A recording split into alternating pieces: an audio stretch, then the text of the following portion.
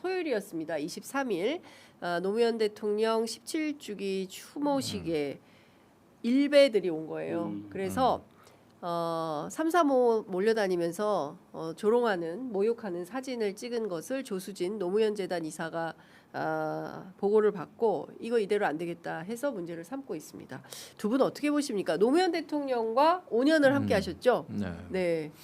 글쎄 지금 저것은 계산된 혐오적 스타일의 도발. 네. 그러니까 사회적으로 화제가 되면 될수록 자신의 정치적 효능감은 커진다. 그래서 일베 커뮤니티 안에서의 어떤 영웅 심리 내지는 과시 이런 걸로 이제 쉽게 말하면 관종이라 이거예요. 이렇게 해가지고 관종. 네. 이렇게 해가지고 그 사이트 내에서의 어떤 그 도발이고 이런 부분이 이제 잘못 관리되면은 굉장히 어떤 그 일상화될 수도 있겠다. 이런 생각이 듭니다. 그래서 난 저 청년들에 대해서 참 안타까운 생각을 갖는데 네. 저렇게 해서 자신들의 어떤 그 존재감을 갖다가 이렇게 자꾸 확인해야만 되는 어떤 트랩에 빠진 거 아닌가. 이래서 이 치유의 방법을 좀 고민하게 됩니다. 어떻게 해야 치유할 수 있을까? 지금 그 좀 저런 친구들을 치유할 수 있는 방법은 우리 김창수 처장께서 갖고 계십니까? 방법이라 이제는 다 좀 근데 일베가 청년들만 있을까요? 청년이 주축이라도 아닌 사람도 있죠. 어르신 일베도 있으실 것 어르신도 있을 수 있죠. 네, 어떻게 보십니까? 그 이제 미국이나 또 유럽 또 사회적 갈등이 많았던 많은 나라들에서 이러한 사회적 갈등이라든가 이런 일베와 같은 이런 극소수의 돌발적 행동을 하는 세력들이 분쟁이나 갈등을 확산시키는 것들을 방지하기 위해서 많은 노력을 해왔습니다. 네. 그러니까 미국 같은 데도 보면 커뮤니티 센터마다 그 컨플릭트 레조루션 해가지고 갈등 해결을 위한 그런 프로그램도 많이 만들고 있고요. 네. 사실은 우리나라보다도 분쟁이 훨씬 더 심했던 여러 가지 요인으로 뭐 종교적, 인종적 여러 가지 역사적 이런 요인으로 갈등과 분쟁이 심했던 나라들이 부지기수로 많이 있습니다. 그 나라들도 모두 다 어떻게 하면은 종교 간의 대화를 하고 사회적 대화를 하고 갈등 해결을 할 것인가 이런 것들을 많은 노력을 기울여서 해왔습니다. 근데 지금 미국 보십시오. 미국처럼 이렇게 극단화된 나라가 됐습니까? 미국을 설명할 때는 양극화잖아요. 네. 근데 미국만 그렇습니까?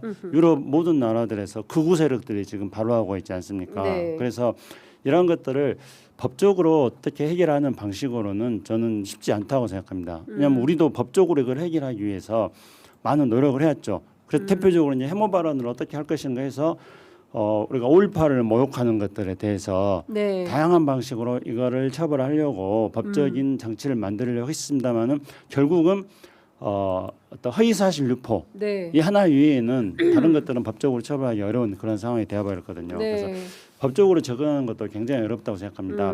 그래서 이제 기본적으로는 장기적으로 본다면은 우리 사회가 지금 굉장히 발전하고 있지 않습니까? 그런 한편으로 볼 때 우리 사회의 발전이 양적 경제적 성장에 기반한 양적 팽창의 기본이 되고 있습니다. 그러니까 경제가 성장한 만큼의 우리 사회의 품격이라든가 이런 것들은 아직 뒷받침되고 있지 않는데 장기적으로 본다면 선진국으로 본격적으로 진입하려면은 경제적 성장에 못지않게 사회적 품격도 거기에 뒤따라가야 된다고 생각합니다. 이건 장기적인 겁니다. 그리고 단기적으로는요. 전술적으로 생각할 때는 이렇게 사회적으로 엄단하겠다는 그런 어떤 사회적 분위기가 필요하고 동시에 다른 한편으로는 또 우리가 굉장히 신경을 써야 될 거는 김종대 의원님 이야기한 것처럼 이들의 목표는 이들이 자신들의 커뮤니티 안에서 영웅시 되는 것들이고 그걸 통해서 자신들의 행위에 대한 엄청난 효능감을 느끼고 있거든요. 이건 우리가 관심을 가져주니까 그러는 거예요. 아까 관종이라고 했잖아요. 관종들의 최대 약점은 뭡니까? 관심 안 가져주는 겁니다.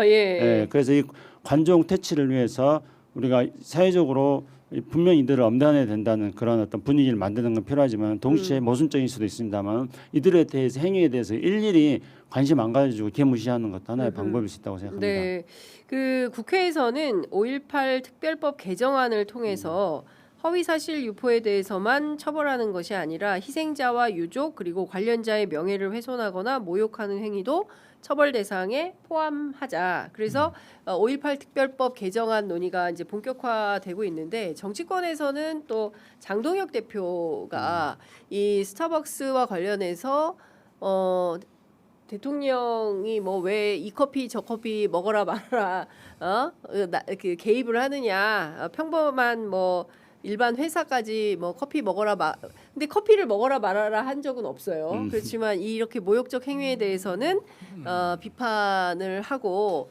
엄단이 필요하다라는 판단인 건데 이걸 가지고 공산당이냐 또 이렇게 주장을 합니다. 어떻게 보세요?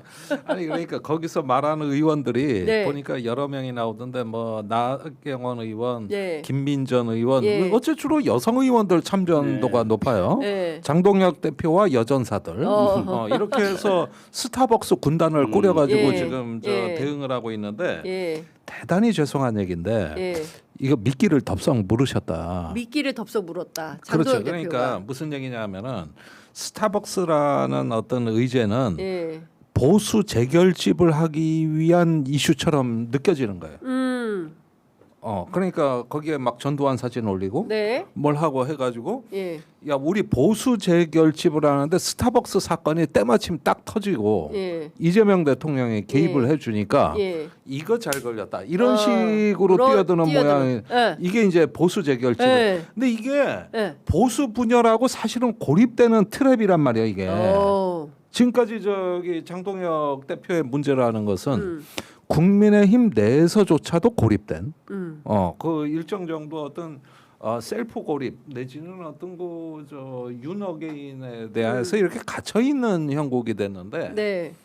근데 스타벅스에 이어가지고 저기 뭐냐 그 전두환까지. 네. 그리고 저 양반은 왜 얘기할 때 항상 이를 악물고 얘기하냐 좀. 표정 좀 편하게 좀 하고 좀 얘기 좀 하고 됐었는데 전형적인 파시스트 스타일이네 내가. 그러니까 좀 이중 꽉 물고 얘기 좀 하지 말고 이빨을 풀어. 저러다 이빨 상해. 물론 이빨을 풀어. 치과 의사는 매출이 오르겠지만 네. 좀 난 그것도 좀 그래요. 스타벅스는 이를 악물고 마셔야 되나? 불편하게? 네. 이를 좀 풀어. 풀어 좀. 풀고 얘기 좀 해. 이빨 상해. 미치겠어. 미치겠어 진짜. 편안하게 좀 해줘. 네? 이렇게 그러니까 저렇게 악무는 어떤 그 스타일의 말의 내용과 메시지가 사람들을 불편하게 하는데 네. 저 얼마나 저기 이제 커피까지 나와가지고 네. 근데 지금 사실 이제 스벅이 무슨 극우의 성지가 돼버렸어요. 네. 그래서 이제 많은 기자들이 하루 종일 스타벅스 커피숍에 사람 얼마나 있나 체크하고 다녀요. 사회부 기자들이 많냐 적냐 몇 명이 있냐 어떤 사람들이 주로 있냐 혹시 거기에 뭐 극우 일베들이 있냐 뭐 이제 이런 것들을 다 기자들이 막 돌아다니며 그러니까 체크하고 나는 있는데 말이죠.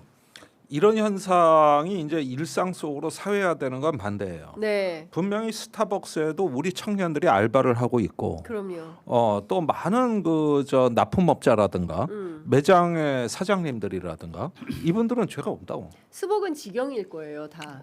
그러니까 무슨 저기 편의점처럼 그냥 가맹점이 아니고. 가맹점이 아니에요. 그러니까 다 직영이에요. 아니 그러니까 그런 어떤 그 체제에서도 순수하게 나의 어떤 생계와 생업을 위해서 거기 근무하시는 분이 대다수라고 봐 나는. 그러니까 이런 것들이 사회적 투쟁으로 문화 투쟁으로 바뀔 때는 대부분 치유가 어려워지고 또 불의의 희생자들이 피해자들이 생기는 지점들이 있단 말이에요. 그러니까 이런 걸 푸는 거는 또 충돌하는 거는 윗선들의 문제입니다. 사실은. 네. 그런데 지금 이것이 이제 선거 때 문화 투쟁의 양상으로 이게 전개가 되고 그래서 선의의 피해자들을 만들면은 그것도 또 사실은 상당한 사회적 손실이거든요. 네. 그런 점에선 반대지만 마치 잘 걸렸다 싶어 가지고 네. 뛰어들어서 공산당 얘기하는 건 좀 그렇잖아요. 이게 네. 저기 공산당이냐 멸공이냐 아니냐로 네. 스타벅스를 전장화하는 거는 이거는 이제 앞으로 그 피해와 상처 치유 이런 데 시간이 많이 걸리는 그렇죠. 거죠, 이게. 근데 사실 이제 스벅의 논란은 느닷없이 5.18에 탱크데이를 한다고 하고 책상 탁 박종철 열사 고문치사 사건을 떠올리게 하는 것을 하필이면 그날 이거를 뭐 행사로 한다고 해서 이제 사회적 논란이 생긴 건데 마치 이것을 프레임을 딱 바꿔서 대통령이 이 커피 저 커피 이거 먹어라 저거 먹어라 개입하는 것처럼 프레임을 만들고 공산당이야 이런 주장을 하는 겁니다. 어떻게 생각하세요? 스타벅스는 어쨌든 커피 판매하는 커피숍이잖아요. 오히려 이렇게 얘기하면서 더 많이 팔리진 않겠죠. 아니 그럴 리가 없습니다. 그럴 리는 절대 없다. 보통 예. 같은 경우에는 이제 어떤 경우에 이렇게 아까 말했듯이 일베 같은 경우에는 관심 가져주면은 자기네들이 신나는 건데, 근데 그들은 왜냐하면은 아주 소수로 극우화된 집단들이기 때문에 그런 건데, 스타벅스는 그런 집단이 아니잖아요. 스타벅스는 커피를 많이 팔아야 돼요. 그러면 네. 커피를 많이 팔기 위해서 기본이 되는 거는 정치적으로 너무 민감한 부분에 대해서 개입하면 안 되는 겁니다. 그게 장사의 기본 전략 아니겠습니까? 네. 근데 이제 스타벅스는 지나치게 지금 정치 쟁점화되고 있기 때문에 스타벅스 쪽에서도 장동영이라든가 이런 국힘당 사람들이 스타벅스를 이렇게 선거를 앞둔 정치 전략으로 삼는 방법에 대해서는 절대 환영하지 않을 겁니다. 저도 사실은 스타벅스 때문에 아주 작은 논쟁이 휘말린 적이 있었습니다. 그러니까 우리나라의 이제 통일 전망대, 남북이 접경하고 있는 지역에 통일 전망대가 여러 군데가 있는데요. 그 중에 김포에 애기봉 통일 전망대라고 있습니다. 네. 바로 한강 하구수역을 끼고 북한 땅이 내다 보이는 곳입니다. 근데 애기봉 통일 전망대에 서벅이 들어왔어요. 바로 난리가 났습니다. 왜냐하면 서벅이 앉아서 커피를 마시면서 북한 땅을 내다볼 수 있거든요. 그리고 바로 그 북한 땅에는 과거에는 그냥 유장 마을이었는데 지금은 이제 실제로 북한 사람들이 가서 농사를 짓고 있습니다. 그래서 과거에는 이제 청춘 남녀가 손을 잡고 시간만 되면 규칙적으로 왔다 갔다 하면서 여기 사람이 살고 있어 하는 걸 보여주는 그런 유장 마을이었는데, 실제로 북한 주민들이 생활을 볼 수 있는 곳이거든요. 그러니까 네. 거기에 엄청나게 많은 사람들 모이고 완전히 핫플이 돼가지고 일본이나 중국 관광객들도 많이 모이는 곳입니다. 네. 그래서 제가 페이스북에다가 거기 갔다 와가지고 야 이거 서벅이 전략이 좋네 그렇게 잠깐 썼습니다. 그랬더니 사람들이 서벅이 어떤 데인 줄 알고 그러냐고 막 저한테 굉장히 비난을 하는데, 네. 어쨌든 뭐 그래서 그 정도의 이제 작은 논란에 휩싸이긴 했었습니다. 근데 그때까지만 하더라도 저는 서벅의 영업 전략이 좋다고 생각했어요. 그런 핫플에다가 서벅을 이렇게 오픈한 것 자체가. 네.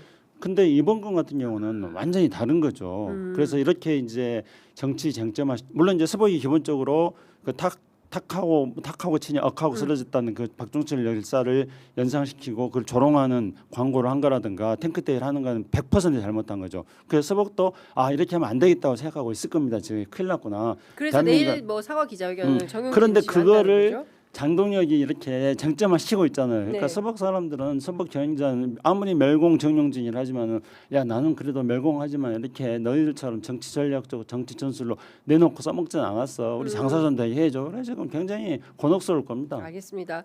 저희가 이제 스벅 관련해서는 내일 정용진 신세계그룹 회장이 어떤 내용의 입장을 밝히는지 취재해서 또 보도하도록 하겠습니다.